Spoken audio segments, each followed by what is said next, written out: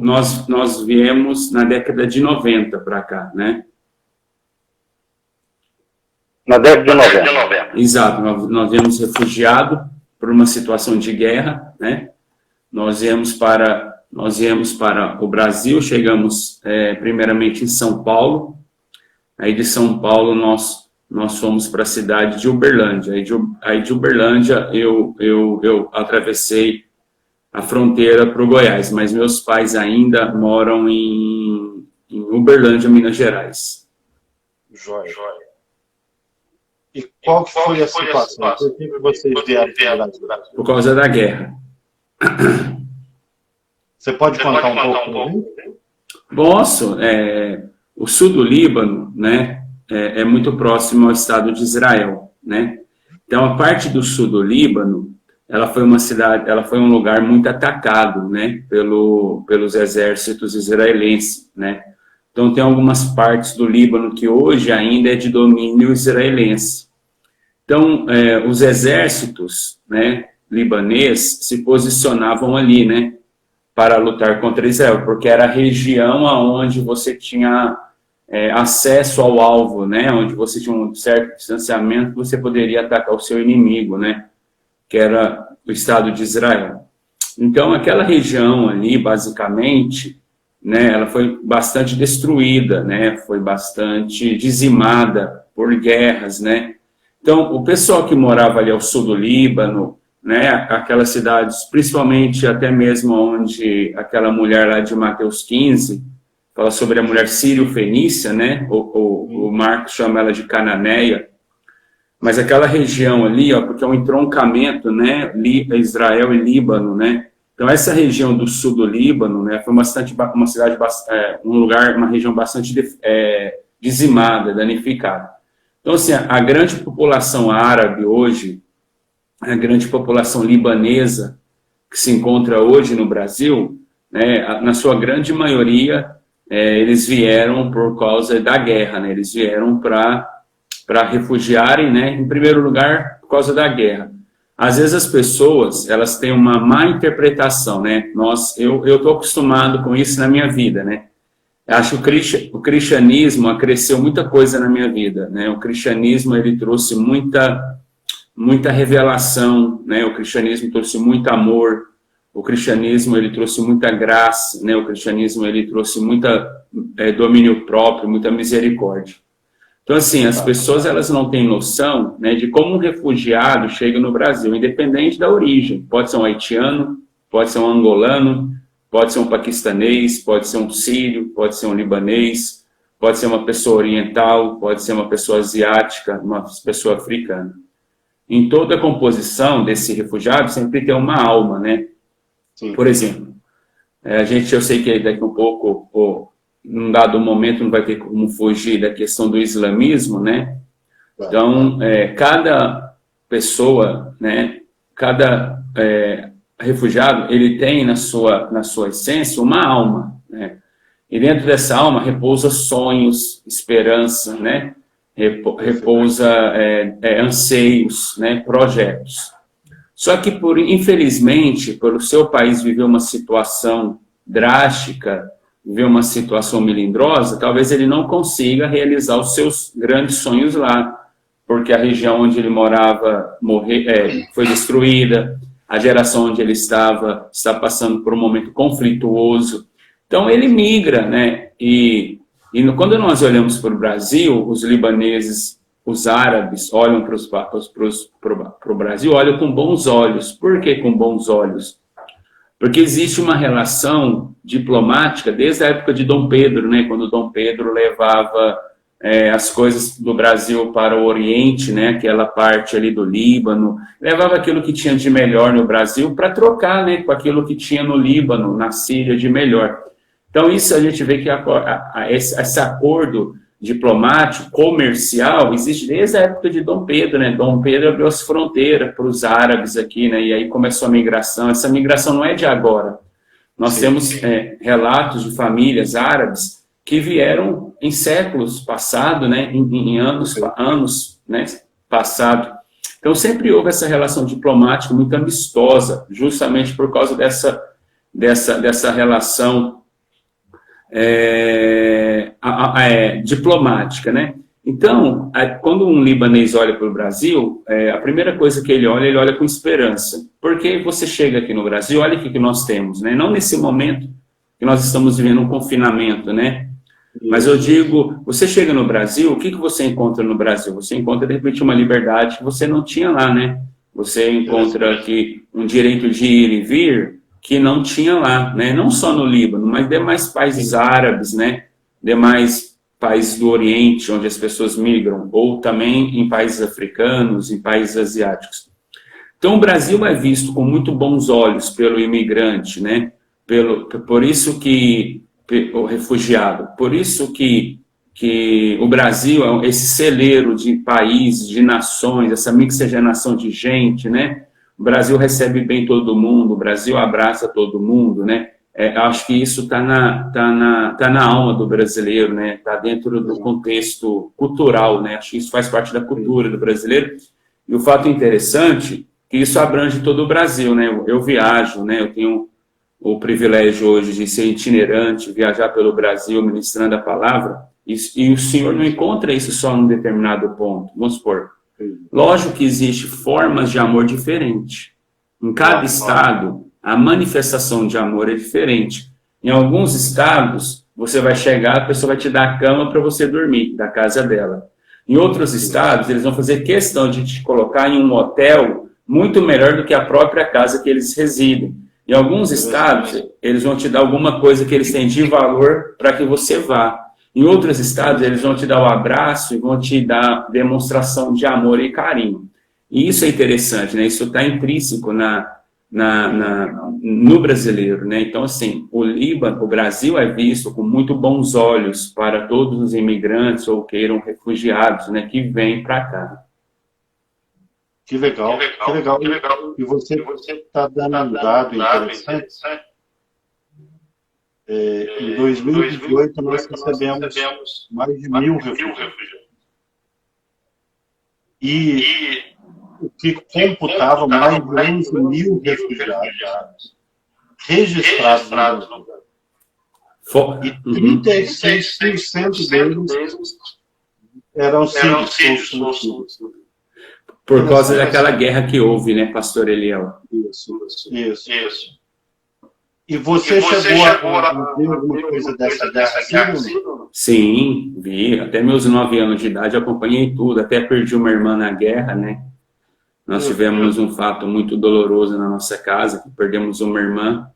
Talvez tenha sido esse o ponto máximo da nossa escolha, da nossa vinda em vir para o Brasil, né? Mas a gente entende hoje, eu tenho a maturidade de entender que é um propósito de Deus, uma permissão de Deus, né? Por mais que a perca, né, a morte de alguém, de um luto de um ente querido, você nunca quer aceitar de bom grado, mas aí lá na frente Deus vai te explicar o porquê que Ele permitiu que isso acontecesse, né? Talvez, se não tivesse ouvido essa perca, talvez nós não teríamos vindo, ou se nós tivéssemos vindo, talvez nós não teríamos tido a oportunidade, o acesso de conhecer o cristianismo, né? Porque para mim, um dos maiores propósitos de Deus na minha família, na vida dos meus pais, na minha vida, na vida da minha irmã, né? Porque somos um casal agora, éramos 3. Para mim, um dos maiores marcos é esse, né? O contexto todo se resume no cristianismo, né? Como Deus criou situações, e em toda a Bíblia, né, a gente vê isso desde o início, né? Na vida de Abraão, na vida de José, na vida de Moisés, né? Na vida de cada homem, né? Se eu não me engano, um dos únicos personagens da Bíblia que dificilmente você vê uma locomoção dele, né, de um lugar ao outro é Jó, né? A gente não vê Jó saindo, sendo de um lugar para o peregrinando sobre a terra, mas os demais personagens da Bíblia, nós vemos claramente essa ação, né, da peregrinação, né, de momentos que Deus permitiu que acontecesse na vida de cada um deles para que eles tivessem uma experiência com Deus. Então, aproveitando a oportunidade, quando nós tivemos essa migração síria para o Brasil, a gente recebeu diversos áudios, né? Áudios perigosos, né? Que a ONU estava mandando 1.800.000 muçulmanos em 11 navios, né? Trazendo para o Brasil, né? Uma coisa sem pé, sem cabeça, né? Que nenhum navio cabe 100 e poucas mil pessoas, né? Se pegar o número de 1.800.000 dividido por 11, né? Que eu conheço, eu sou muito fraco na náutica, né? Mas que eu conheço o navio que mais cabe gente hoje no mundo, ele está em torno entre 6.000 e 8.000 tripulantes, né? Até porque 100.000 afundaria, né? Então, quando começou aquilo lá, nós percebemos que era uma ação do inimigo. Por que é uma ação do inimigo? Esses sírios, né, esses árabes que estavam vindo para o Brasil, eu ministrei isso em algumas conferências, eles não só vieram para o Brasil, eles foram para a Alemanha, foram para a Inglaterra, foram para a França. Talvez o Brasil tenha sido o país, como o senhor deu o número aí, talvez o Brasil tenha sido o país mais visitado por eles, como a Alemanha. E o senhor vê que a Alemanha, um berço do protestantismo, né, hoje, infelizmente, adormecido, né, a maioria dos lugares da igreja se tornou pub, né, como na Turquia, todas as cidades apocalípticas, né, as 7 igrejas se tornaram de domínio muçulmano. Eu percebi que era uma ação de Deus. Deus estava levando os muçulmanos para a Alemanha para despertá-los para uma verdade. Ou vocês nos revelam o cristianismo, o que é o protestantismo, ou nós vamos islamizar vocês, né? E a Alemanha não entendeu isso, ela fez a escolha errada, ela permitiu que os muçulmanos chegassem e implantassem o islamismo. Tanto é que eles têm um estudo que no ano de 2050, entre 2050 e 2060, a Alemanha será governada por muçulmanos, tamanha a migração e a forma da imposição do cristianismo, do islamismo. Só que no Brasil é o contrário. Nós temos uma igreja, né, viva, uma igreja, por mais que tenha suas falhas, temos uma igreja participativa, né? Talvez eu veja alguns pastores falando, a gente perdeu o senso de eclesia, né, que é aquela igreja que sai. Eu não vejo com esses olhos. Eu não vejo críticas, eu não posso ver com pessimismo. Hoje eu vejo uma igreja que trabalha. Nós estamos aí comemorando 109 anos, né, pastor? A história da Igreja Assembleia de Deus é uma história linda. Então, com tudo aquilo que tem, eu vejo a igreja trabalhando, né? Então, esses sírios que vieram para o Brasil, vieram para se refugiar e também eles terem a oportunidade de conhecer a palavra, assim como foi com a minha família. Perfeito. O Khaled, às vezes eu vejo as pessoas reclamando demais da situação que a gente vive. Apesar de toda a liberdade, quantidade de alimentos, oportunidades. Você que viu, você que viveu no país tem liberdade. O que você ia falar? Olha, é igual quando eu vou fazer eu gosto muito de dar exemplos, né? Eu gosto muito de falar sobre metáforas, né? Eu aprendi isso muito bem com Jesus e tenho aprendido ao longo da minha vida usar essas alegorias, né? O que eu percebo, né? Eu vejo assim, quando algum pastor me liga de alguma igreja, ele falou, pastor, ô Khaled, vem aqui, pastor, ô Khaled, vem aqui ministrar uma palavra. A minha igreja está uma igreja adormecida, a minha igreja precisa ser revivada. Você vai falar o que o islamismo fazia, como o islamismo é, a imposição do islamismo, o extremismo do islamismo. Quem sabe desperta o meu povo para uma vida de oração, uma vida de leitura da Bíblia. Eu não vejo com bons olhos isso. Por quê? Porque ele quer trazer um Deus da lei novamente para o tempo da graça, né? Novamente ele quer resgatar a imposição, a mão de ferro, a vara de correção, né?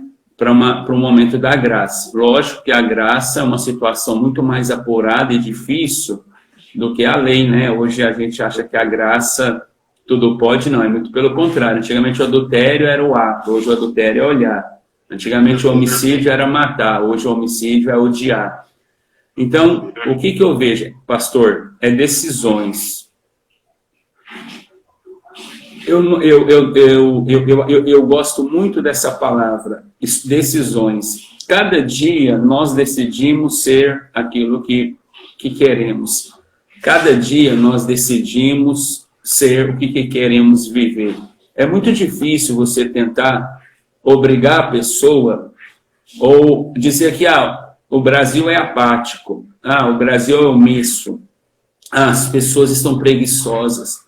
Porque é uma coisa tão pessoal, né? A leitura da Bíblia, né? Igual o senhor falou, a abundância que nós temos no Brasil. Sim. Porque assim, se Deus quisesse que de repente nós passássemos por um confinamento, né? Sobre um momento de falta de alimento, né? Ou uma perseguição à igreja, eu acho que isso teria acontecido, né? Ou isso pode acontecer.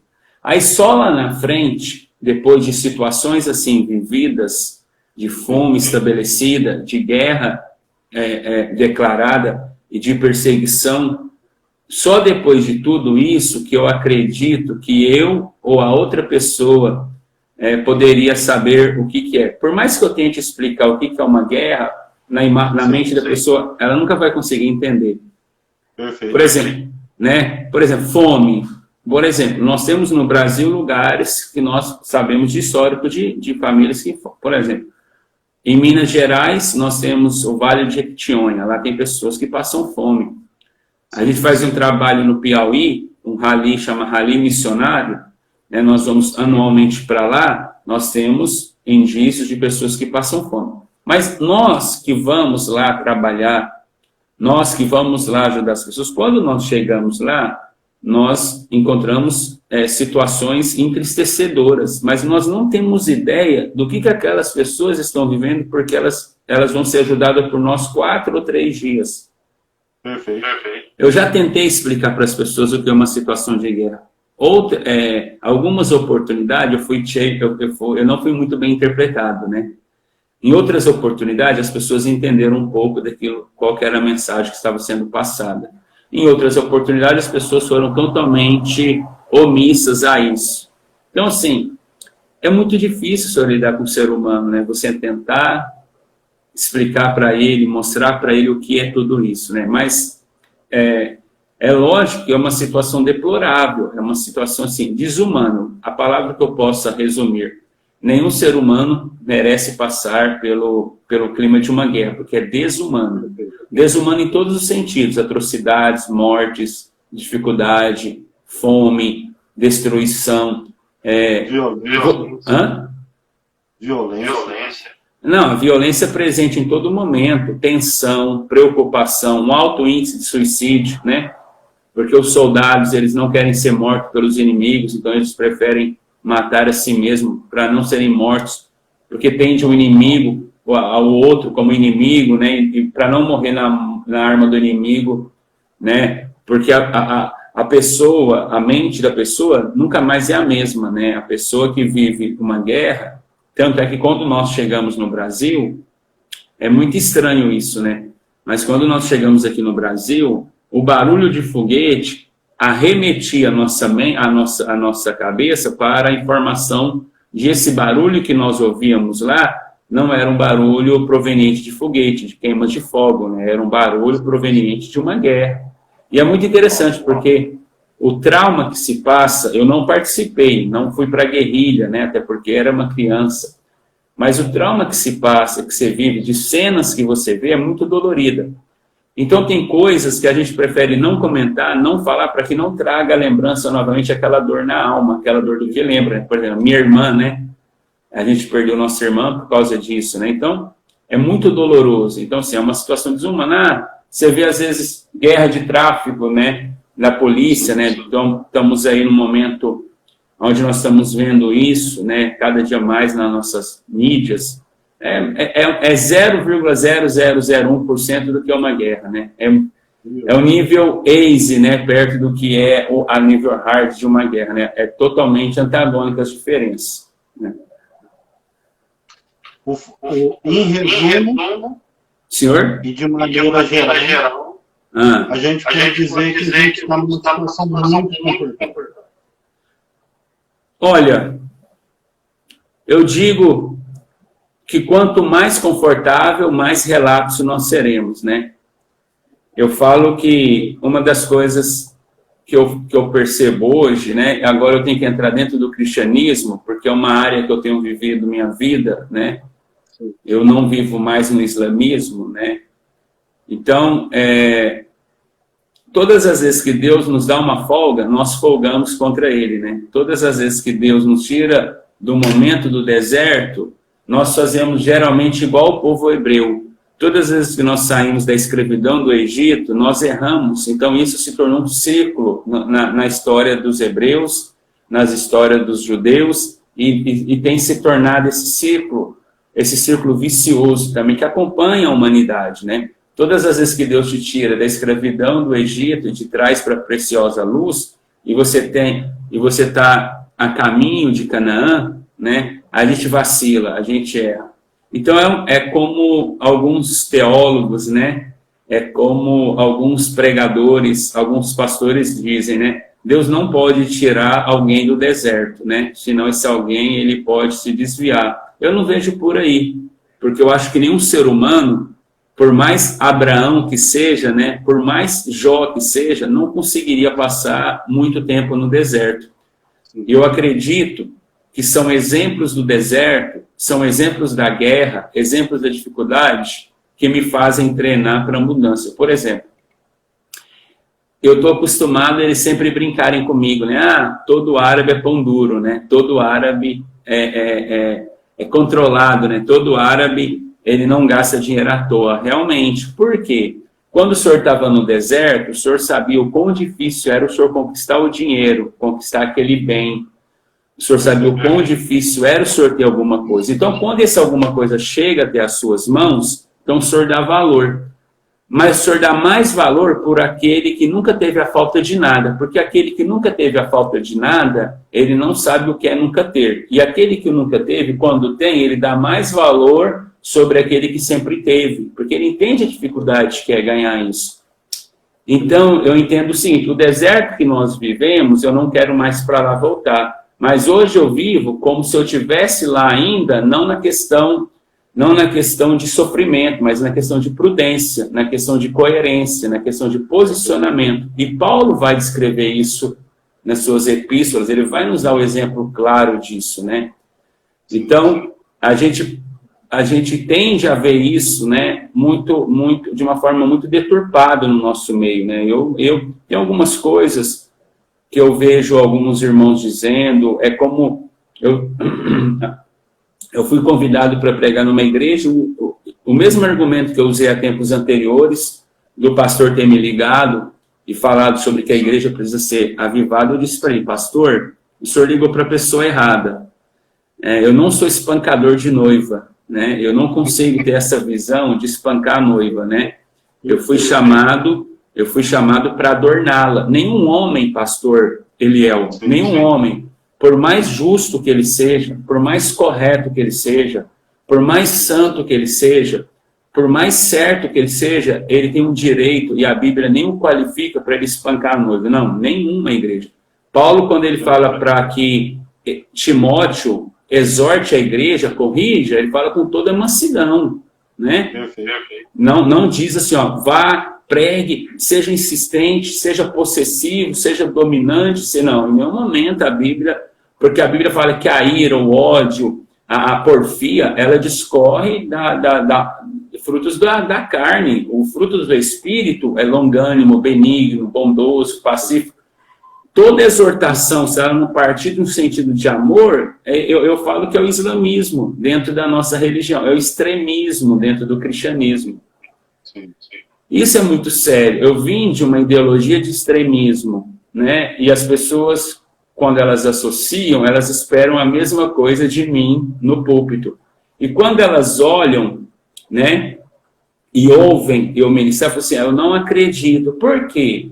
Elas esperavam um árabe, ex-muçulmano, que orava, rezava, lia o Alcorão, decorava, agora venha para a igreja e espanque a igreja. Não, eu não fui isso. E nunca vi um homem na Bíblia fazer isso. O próprio Cristo não fez isso com a noiva. O próprio Cristo, quando esteve aqui na terra, a briga dele não era com a noiva, a briga era com aqueles que queriam colocar carrapicho, né, se eu posso assim dizer, na noiva, os religiosos, os fariseus, né, os doutores, né, era essa briga. A briga era com quem queria infectar a igreja. Com a igreja, Jesus abraçava, Jesus adornava, Jesus cuidava, Jesus amava. Deu a vida por ele. E hoje ninguém está disposto a isso, né? Assim, morrer pela noiva, né? Ninguém está disposto, né? Isso me entristece, né? Sim, sim. E isso me causa um certo espanto, né? Lógico, né? A igreja do coronelismo, eu acredito, ela deu certo uma época. Por quê? Porque para aquela época, aquela igreja, né? E isso é incontestável, isso não tem como nós questionarmos. Mas hoje a igreja ela foi se amoldoando, ela foi ganhando margem maior do conhecimento bíblico. Por exemplo, hoje nós temos, antigamente, nos nossos púlpitos, nós tínhamos pastores há 30, 40 anos atrás, que aquele que tivesse o segundo grau era um doutor, né? Que aquele que tivesse o primeiro grau era um mestre. Hoje não. Por exemplo, ó o Humberto aí, ó. Senta com o Humberto. A gente senta com o Humberto Fontoura, a gente fica bobo, né? O conhecimento, né? A quem ele é, a forma como ele conduz. Então, ele é exemplo dessa geração que entendeu, que se preparou, que se tornou douto, né? Que se qualificou para essa geração de hoje. Porque hoje, se a gente falarmos as mesmas coisas que 20 anos se falava, não dá certo. Sim, sim. Né? Então, eu acredito muito nisso. Então, para nós não fugirmos muito da regra sobre o refugiado, né? Então, pastor, eu creio assim, ó, que o Brasil é um país privilegiado em todos os aspectos. Eu sou privilegiado. Hoje eu me considero brasileiro, né? Eu me considero totalmente brasileiro por tudo, né? Lógico, não esquecendo, né? Aqui eu tenho a bandeira do Líbano, né? Ela está aqui, ó. É a que eu trouxe, né? Eu não esqueço, né? O meu país, mas a minha alma hoje é brasileira. Tipo assim, criação, formação, né? Dedicação, minhas amizades, meu conhecimento. Você quase não tem sotaque. Eu vim com 9 anos, né? Mas Ana tarif aqui árabe, Ana mabaftar basili, Ana kamen barif árabe, kiloah árabe mababa, árabe mamama, ou seja, eu falo português, mas quando eu estou perto da minha mãe, perto dos meus pais, né? Perto da família, aí a gente só fala em árabe para manutenção da língua, né? Porque é uma forma como você mantém enraizada a cultura, né?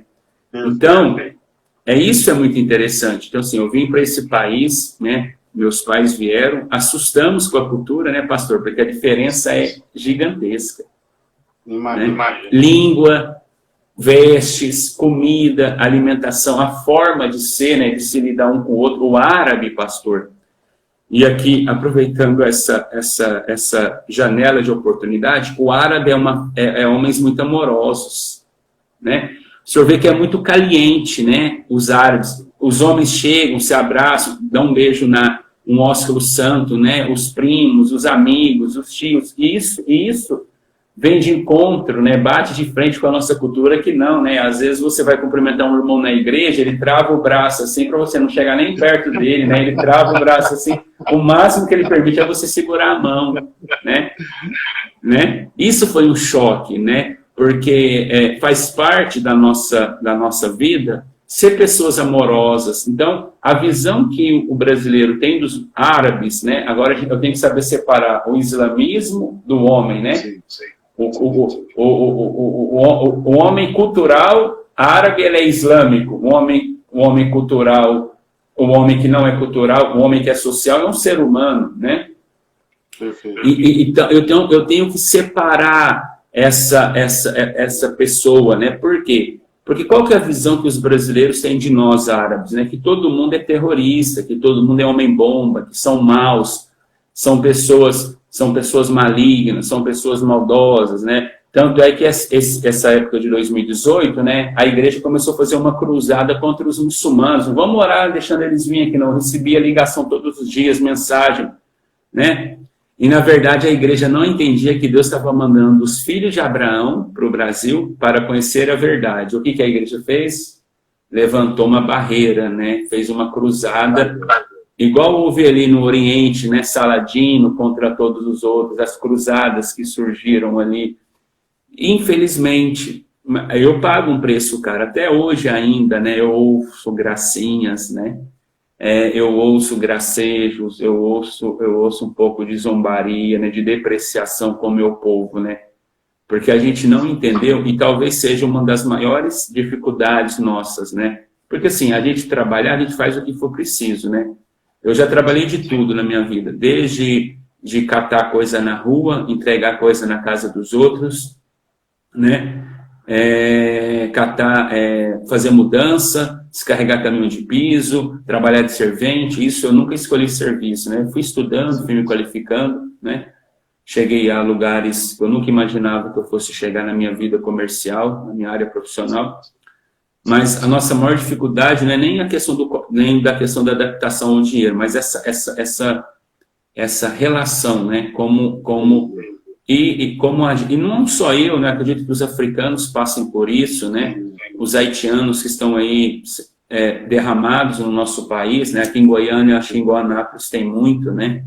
Então, assim, a maior nossa dificuldade é isso. Por exemplo, eu sempre oriento, né? Aí, quando a pessoa fala comigo isso, eu sempre tento levar, não na esportiva, eu sempre tento levar no domínio próprio, porque isso entra lá dentro e nos afeta, né? Por mais que você esteja no Brasil, por mais anos que você esteja no Brasil, isso nos afeta, né? Então, assim, aí você senta, explica, né? Aí você esclarece, né? Eu já entrei em igreja que as pessoas estavam com medo. Depois de terem ouvido. Não, e não foi só uma vez, não, pastor, foram várias vezes. E depois de terem ouvido eu ministrar a palavra, eu disse, nossa, eu aprendi a amar os muçulmanos, porque eu sempre começo dizendo que os muçulmanos é um campo missionário a ser encontrado, é um campo fértil para ser semeado a semente do evangelho. Então a gente ouve as pessoas, às vezes os amigos, eu não gosto, mas eu não vou chegar para o meu amigo, eu não gosto disso. O cara abraça aí, vê se tem um colete aí de bomba. Porque isso me remete a informações lá atrás. É tipo assim, é a mesma coisa de um brasileiro ir para o nosso país, e aí a gente chega e fala, você aqui, você só, esse jeitinho brasileiro seu aqui não dá certo não, né? Essa forma de você corromper aqui não dá certo não, que nós somos um país sério. Às vezes o brasileiro ele é de uma boa índole, mas aí você associa a todos da mesma forma. Aí o brasileiro ouve, ou a mulher, né? A mulher vai para lá, você é uma mulher promíscua, né? Você não.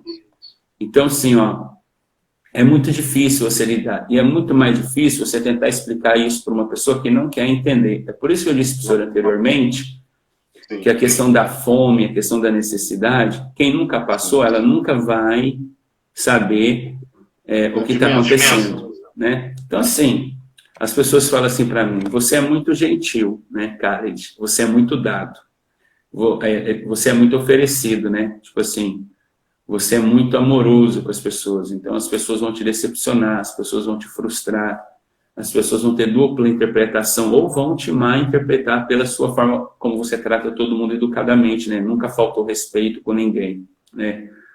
Porque assim, o pastor, eu passei muita dificuldade na minha vida, né? Tipo assim, eu sofri muito, eu e minha família, por ter vindo ao Brasil, né? Nós sofremos muito, né? Nós passamos momentos que eu não gosto de lembrar, mas eu fui encontrado por Cristo, eu fui encontrado por esse amor, eu fui encontrado por essa graça, né? O cristianismo me abraçou, Cristo, a graça de Cristo me abraçou. Então eu me tornei aquilo que Cristo queria que eu me tornasse. Eu sou hoje aquilo que Cristo quer que eu seja, né? Eu sou aquilo que a palavra diz que quer que eu seja. Então, eu sou generoso, é uma coisa natural. Eu sou bondoso, é uma coisa natural do Espírito. Eu sou dedicado às pessoas, é uma coisa natural, que eu tenho prazer nisso, que eu tenho alegria nisso. Não faço isso por status, porque acho que a coisa, ela não funciona por aí, né? Então, essas pessoas e tudo isso que acontece, por ter toda essa forma de ser generosa com a pessoa, Eu acho que é isso. Eu não mudo por aquilo que a pessoa faz comigo. Porque se eu mudasse por aquilo que fazem comigo, já não era mais eu, né? Eu estava fazendo forçado ou querendo algo em troca. Então, eu faço porque quem eu sou. Agora, se a pessoa entende que eu estava agora numa cidade, no interior, eu já tinha ido pela 7ª vez nessa cidade, já tinha ministrado 7 vezes lá. E uma irmã procurou o pastor no final do culto, o pastor para ele falou assim: pastor, será que esse homem ele não é infiltrado no nosso meio, desse povo muçulmano, para fazer algum mal com a nossa igreja? Eu já tinha ido lá 7 vezes, era a 8ª vez que eu estava lá visitando a igreja, ministrando. Então você vê, pastor, que aquilo que a pessoa ela não quer entender, não adianta. Aquilo que a pessoa não quer absorver como entendimento, não adianta, né? A pessoa nunca vai permitir ter os seus olhos abertos. Isso, para mim, hoje, uma das coisas mais difíceis é esse tópico relacional, né? Que as pessoas sempre te associam àquilo que é de negativo, né? Sempre te associa àquilo que não é aquele que é pessimismo, entendeu? Infelizmente, parece que as pessoas teriam que aprender com mais. Quando ele fugiu da Europa para os Estados Unidos por causa da foi preencher o bilhete de imigração. E aí no campo rápido, ele escreveu na frente do mundo. Nós somos da raça humana. É verdade, exatamente. É uma tristeza. Mas eu acredito que seja um argumento de pessoas, e aí eu tenho que entrar eu tenho que entrar um pouco dentro de uma questão de uma coisa da ciência, né? Eu acredito que isso seja dispositivo de pessoas fracas, né? Tipo assim, de pessoas que não têm entendimento. Então a gente tem eu escrevi uma frase hoje no meu Instagram que a gente sempre vai culpar alguém para que possa se passar por inocente. Perfeito. Né? A gente sempre vai sentenciar alguém para que a gente possa se passar por inocente. Porque a gente sabe que aquele erro que a pessoa está cometendo é o mesmo erro que a gente comete, mas a gente não quer ser exposto como a pessoa está sendo exposta. Então a gente sempre vai tentar incriminar alguém, né, para passar por pessoas inocentes. Então, assim, mas assim, pastor, mas também se não fosse isso, seria perfeito demais, né? Seria até estranho. Esse dia eu estava no Uber, eu tinha sofrido um acidente. Eu sofri um acidente ano passado em Anápolis. Eu fui atropelado, eu estava trocando o pneu do meu carro, e eu fui atropelado por um cara bêbado, né? Tinha 2 rapazes bêbados tirando racha na avenida, aquela avenida ali da Vila Militar, não tem a Vila Militar ali? Sim. Uma avenida que tem uma descida, assim, umas ruas pistas, que desce lá para os prédios lá embaixo. Perfeito. Sabe qual avenida que é, né? Eu estava trocando meu pneu do meu carro no início, aí 2 rapazes tirando racha, um veio e fechou o outro, eu estava agachado, ele não me viu, ele bateu em mim, eu voei por cima do carro, amassou todo o meu carro, né? Só que Deus me deu livramento mais uma vez. E dentro de tudo isso, né, nesse tempo que eu fiquei sem carro, acidentado, eu andava de Uber. Aí eu estava no Uber, o rapaz falou assim para mim: rapaz, o Goiás é bom, né? Eu falei: sim, é. Ele falou assim: só falta uma praia. Aí eu falei: aí também você quer perfeição, né? Eu falei assim: Deus não é bobo, né? O povo bom, povo bonito, abençoado, gentil, receptivo. Eu confesso que de todos os estados que eu mais vou, o Goiás ainda é o meu primeiro estado, é por isso que eu moro nele, né? É um estado muito amoroso. Então, pastor, mas eu vejo que o que Deus permitiu que eu vivesse fosse para me fortalecer. O que Deus permitiu que Israel vivesse foi para fortalecer Israel, né? Então, hoje, eu só tenho que agradecer a Deus. E o meu pedido para Deus, nesse tempo, né, de que o senhor tem muito mais experiência que eu no cristianismo, né, assim como o pastor Humberto tem muitas informações, eu acredito que essa geração, esse tempo, é um tempo da volta de Cristo, né? Acho que a gente não precisaria de nenhuma mais evidência para a gente falar Maranata, né? Ora vem, Senhor Jesus. Então, meu pedido nesse momento, né, é que é que a igreja, né, é que os irmãos, né, quando vem um órfão, quando vem um refugiado, né, eles entendam isso, né? Eles estão vindo aqui não para enriquecer, eles estão vindo para fugir, eles estão vindo atrás de esperança, de paz, eles estão vindo atrás de tranquilidade, coisas que no país deles eles não tiveram. Eles não escolheram estar aqui, eles foram obrigados a estar. E que mostre generosidade. Não estou falando para você pôr a pessoa dentro da sua casa, porque até então você não conhece a pessoa. Mostre generosidade, trate com amor, trate como você gostaria de ser tratado no país dele, trate como você gostaria de ser honrado no país dele. Faça isso, né? Quem sabe, assim como a minha família, ela foi alcançada por Cristo por causa de pessoas que foram generosas com a minha mãe, né? E que posteriormente minha mãe me apresentou o cristianismo. Pessoas que olharam para minha mãe e disseram, essa mulher precisa conhecer Jesus, né? Essa mulher precisa entender o que é o cristianismo, né? E aí ela soube diferenciar, assim como eu, assim como a minha irmã, assim como meu pai, nós soubemos diferenciar o que é o islamismo e o que é o cristianismo.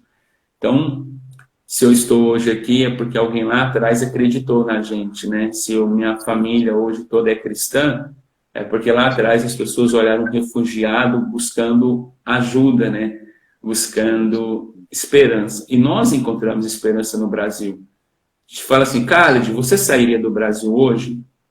Não. Apenas por um propósito de Deus, caso ele falasse, filho, vai. Mas se eu pudesse escolher hoje, você ficaria no Brasil ou você iria para qualquer outro país, né? Eu ficaria no Brasil. Ainda assim, eu não voltaria para o meu país de origem, para o Líbano. Eu ficaria aqui, porque toda a minha estrutura, né? Todas as minhas raízes estão aqui, né? Tudo aquilo que eu adquiri, estou falando de bem material, tudo aquilo que eu adquiri está aqui no Brasil, né? E eu ficaria, porque eu amo esse país, né? Como se fosse o meu, né? Eu amo essa pátria como se fosse a minha, né? Mas a única coisa, o único pedido que eu faço, né, para as pessoas é isso. Você vê um haitiano, um angolano, um sírio, né? Anápolis tem muitos libaneses, né? Eu conheço alguns deles. Ano passado, ano retrasado, eu estive no velório de um homem, o irmão Omar. Ele era, o senhor lembra dele, que ele faleceu em Natal, né? E aí o velório dele foi lá na Vida Nova, no Pastor Vitor Hugo, um outro grande amigo que eu tenho em Anápolis, e tinha muçulmanos lá, e eu pude falar um pouco do cristianismo para esses muçulmanos, né? E depois que eu desci do altar, esses muçulmanos foram até mim, né, agradecendo pela palavra, para você ver, né, agradecendo pelo que eu falei e falando assim, olha, é muito bom ver você aqui hoje no cristianismo como pastor, né? Então é isso. Eu acho que nós temos muito espaço, né? Eu acho que essa pandemia está mostrando muita coisa para a gente, está mostrando que todo mundo é igual, que brasileiro, haitiano, angolano, libanês também pega Covid-19, se não se cuidar, que o dinheiro que nós temos não vai nos curar, né? Que o conhecimento que nós temos, que a etnia, a religião de diferente posicionamento não vai nos fazer melhor um do que o outro. Eu acho que essa pandemia está mostrando muita coisa para a gente. Eu acho que a gente só não vai sair, igual eu falei para o senhor, só não vai sair melhor quem não quer, quem não decidiu ser melhor, né? Eu melhorei muito, essa pandemia me ensinou muita coisa, essa pandemia me ensinou um sentimento de igualdade, né? Eu sempre tive isso, mas ela me mostrou mais ainda, né? Ela esmiuçou mais ainda, né? Então, o senhor anda na rua, o senhor vê pessoas preocupadas, o senhor anda na rua, o senhor vê pessoas afoitas, né? E eu tenho tido a oportunidade de levar esperança para elas, não tenho levado a cura, né? Até porque até agora a cura, né? Nenhum laboratório, nenhum instituto conseguiu a cura eficaz, né? Mas eu tenho levado aquela palavra de esperança, que é o cristianismo, né? De paz, de amor, de salvação para essas pessoas. Muito. Que alegria falar com você. Amém. Eu passaria aqui horas. Eu também. É por isso que eu estou segurando.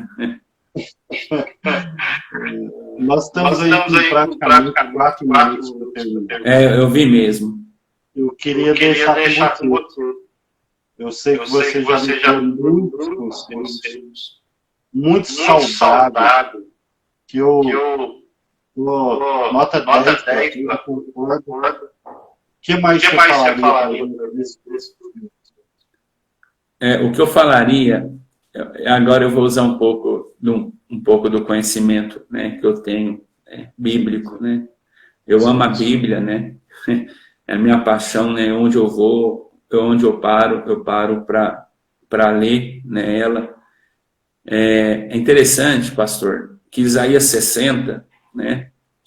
Isaías 60 fala, tem uma ordem imperativa ali: levanta-te e resplandece, porque já vem brilhando a tua luz, né? E a glória do Senhor virá brilhando sobre si. Está falando sobre a igreja. E as nações caminharão a tua luz, né?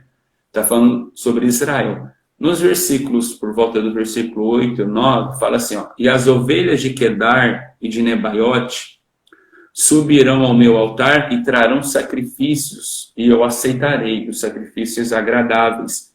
Ali Isaías 60 já está falando sobre a volta de Jesus, ali é sobre Jerusalém restituída. Então Isaías 60, 61, 62, 63 já está falando sobre a volta de Jesus.